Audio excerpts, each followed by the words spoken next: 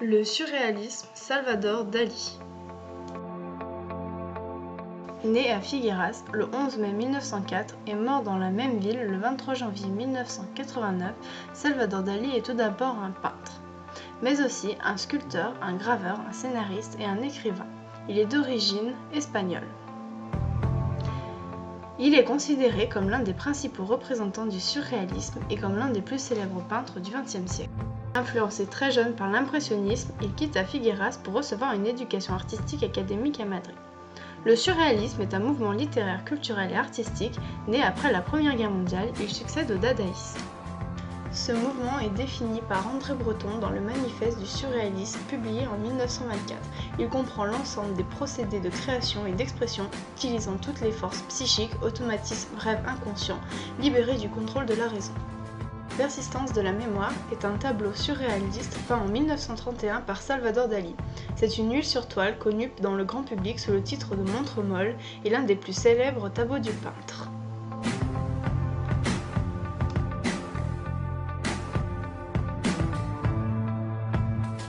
Le tableau est désormais dans la collection du Museum of Modern Art à New York depuis 1934.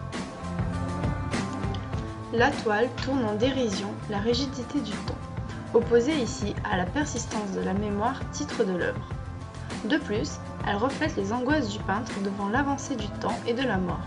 Dali exploita ici les éléments les plus caractéristiques de sa période surréaliste pour développer un thème universel, le temps et la mort.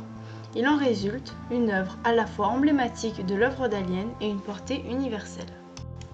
Appliquant sa méthode surréaliste paranoïaque critique, il laissa la mollesse du camembert inspirer son imagination et réinterpréter sa hantise de la mort comme mollesse du temps en montre molle.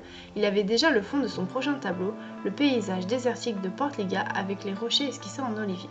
Il existe deux actes de lecture pour cette œuvre. Le premier, suivant l'angle du meuble sur la plage, aboutit au point de fuite situé au-delà de la toile. La succession des couleurs va des couleurs froides de la plage et du meuble vers des couleurs chaudes et claires de l'horizon, opposées au reste de la toile et qui attirent le regard. Ici, le thème central est la mort, l'angoisse du temps qui passe.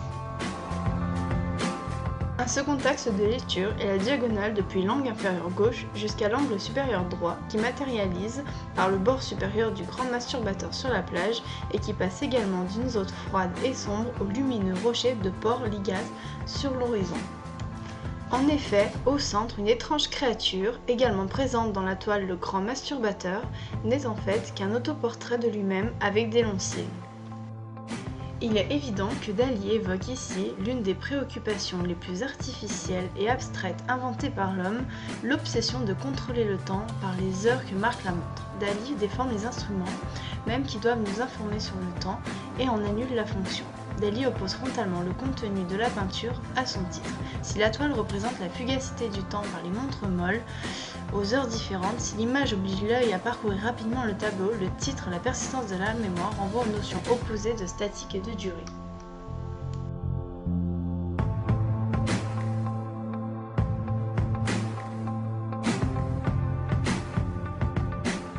Il reprit cette évocation 20 ans plus tard sous l'influence manifeste de sa lecture artistique des avancées scientifiques, de la physique quantique en particulier, qui était en plein développement.